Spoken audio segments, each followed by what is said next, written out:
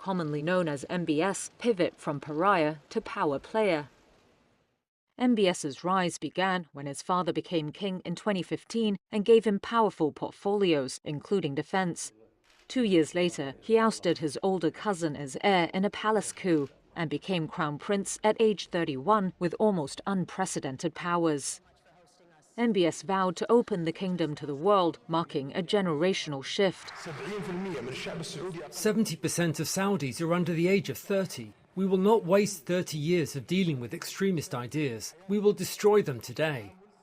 He defanged the once feared religious police and swept away decades of austere social codes. Women now drive, work and mingle with men, freedoms once punishable by flogging.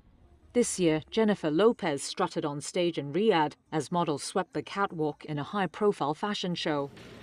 But the same hand that opened Saudi society also tightened its grip on power. Dissent is crushed, with critics and activists given prison and death sentences, according to rights groups, though the kingdom rejects accusations of human rights abuses. U.S. intelligence linked Jamal Khashoggi's killing in 2018 to the prince. MBS denied ordering it, but admitted responsibility as de facto ruler. Then presidential candidate Joe Biden said Saudi Arabia should be made a pariah over the killing. But Washington ultimately moved on, driven by energy, defense, and technology. 7 years on, MBS now casts himself as a broker of peace, repairing ties with Iran, pushing for a Gaza ceasefire, and welcoming Syria back into the Arab fold.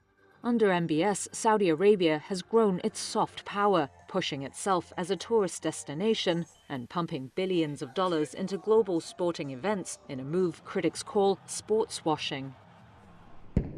Trump's return to the White House this year revived a transactional warmth, with $600 billion in Saudi investment pledges made when the president visited Riyadh in May. While MBS presses for deals in nuclear energy and artificial intelligence under his ambitious Vision 2030 plan to diversify the Saudi economy.